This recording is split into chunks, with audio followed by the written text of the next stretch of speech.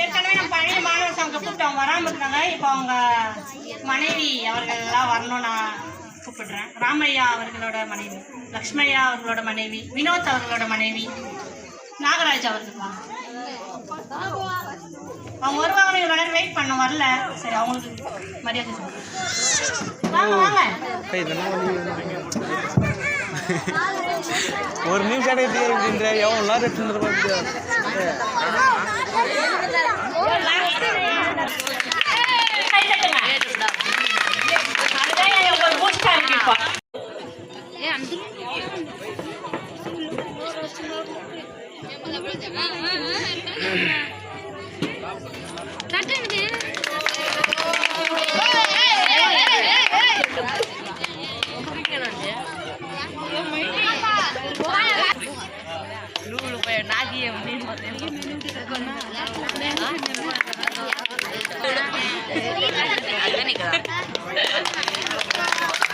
எங்களுக்கு ஒரு தூண்டுகோல் இல்லை, பல தூண்டுகோள்கள்.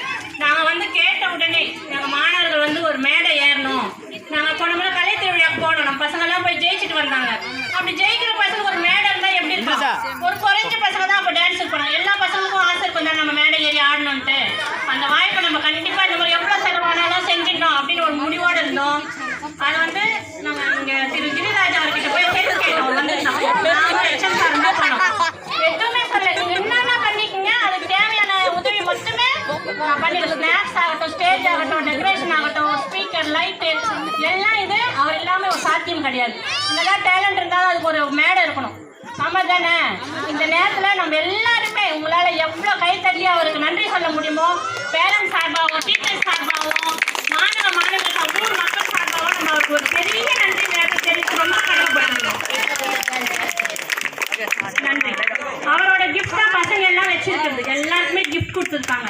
அதுக்கப்புறம் கலை திருவிழாவில் நம்ம பள்ளியில் ஜெயிச்சு, சிஆர்சி அளவில் போய் ஜெயிச்சு, மாவட்ட அளவில் ஜெயிச்சு, மாவட்டத்துக்கு போய் வந்தோம். திருவள்ளூர் வரையும் போயிட்டு வந்துட்டோம். நம்ம பசங்க அவ்வளோ திறமையான பசங்க. எப்பவுமே அவங்க டிஸ்கரேஜ் மட்டும் பண்ணாதீங்க. என் பையன் படிக்க மாட்டான், எழுத மாட்டான்ட்டு.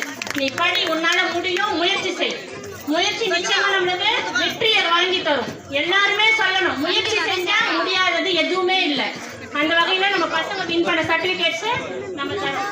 பாட்டு போட்டியில வட்டார பள்ளிப்பட்ட தமிழ் பாட்டு பாடி முதல் பரிசு காயத்ரி வாங்கியிருக்கா.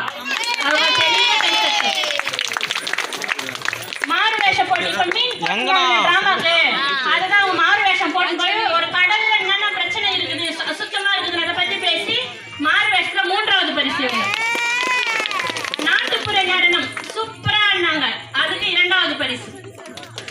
தாட்சாயினி, பாலாஜி, புருஷோத்தம், இந்து, மகாலட்சுமி, இத்துப்பிரியா, தர்ஷித், சந்து எல்லாருக்கும் ஒவ்வொருத்தருக்கா தரணும் தான் விருப்பப்பட்ட. நேரம் ரொம்ப அதிகமாயிடுச்சு நாங்கள் எதிர்பார்த்ததை விட. அதனால மொத்தமா குத்துட்டோம். அப்படியே